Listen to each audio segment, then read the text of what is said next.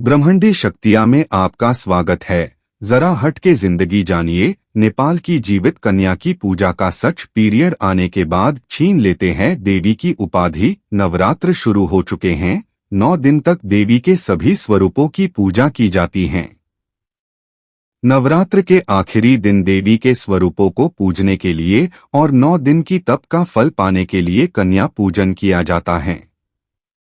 कन्या पूजन का इतिहास बहुत पुराना है, लेकिन आपको जानकर बहुत आश्चर्य होगा कि भारत का पड़ोसी मुल्क नेपाल में जीवित कन्या को देवी बनाकर पूजने का रिवाज है, जिन्हें कुमारी देवी कहा जाता है, जिन्हें साक्षात काली का स्वरूप मानकर उनको पूजा जाता है। यह एक राष्ट्रीय दर्जा होता है। यह परंपरा करीब 3 सदी पुरानी बताई जाती है। कालातंत्र में यहाँ 11 कुमारी देवियां हैं। जैसे ही एक कन्या से देवी की उपाधि वापस ले ली जाती है, उस रिक्त स्थान की पूर्ति के लिए कुमारी देवी की चयन प्रक्रिया शुरू कर दी जाती है। आइए जानते हैं कि आखिर कौन होती है कुमारी देवी और कैसे होता है उनका चयन। कैसे साधारण कन्या बनती है कुमारी देवी। नेपाल की कुमारी देवी का चयन के लिए जन्म कुंडली में मौजूद ग्रह नक्षत्र भी बड़ी भूमिका निभाते हैं। माना जाता है कि कुमारी में 32 गुणों का होना अनिवार्य होता है।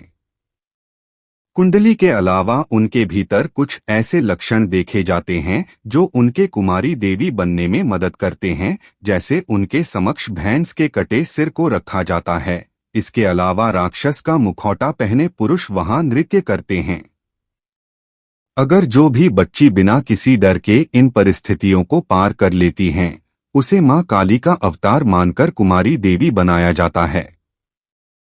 नेपाल के लोगों की जीवित देवी या कुमारी देवी शाक्य या वज्राचार्य जाति से संबंध रखती हैं।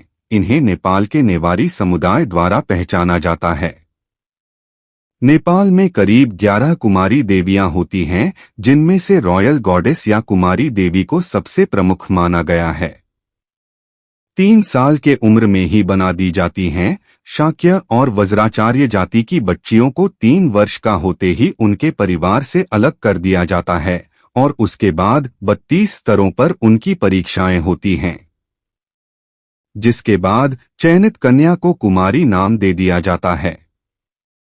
इन सभी बच्चियों को अविनाशी अर्थात जिसका अंत नहीं हो सकता कहा जाता है।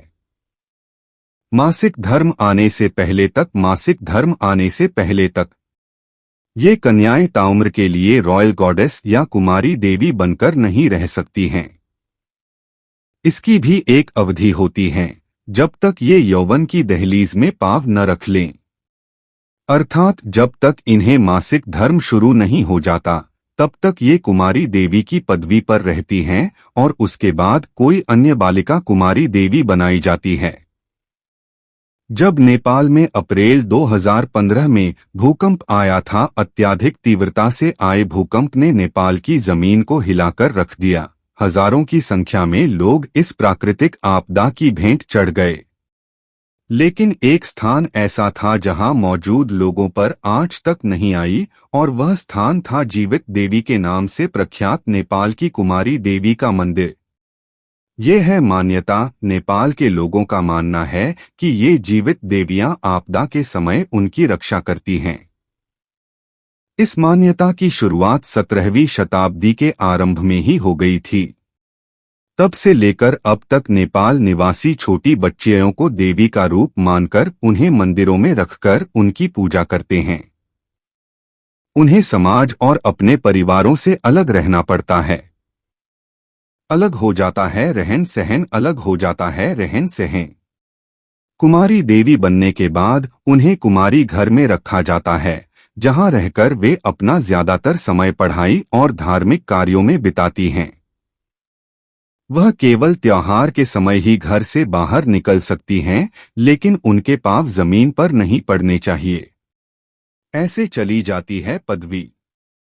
कुमारी देवी की पदवी उनसे तब छीन ली जाती है जब उन्हें या तो मासिक धर्म शुरू हो जाए या फिर किसी अन्य वजह से उनके शरीर से रक्त बहने लगे या फिर मामूली सी खरोंच ही क्यों न पड़ जाए।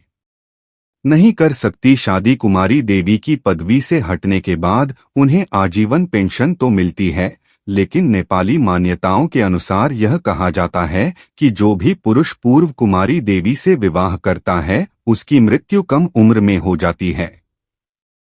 इसलिए कोई भी पुरुष उनसे विवाह करने के लिए तैयार नहीं होता, जिस कारण उनमें से अधिकांश आजीवन कुंवारी रह जाती हैं।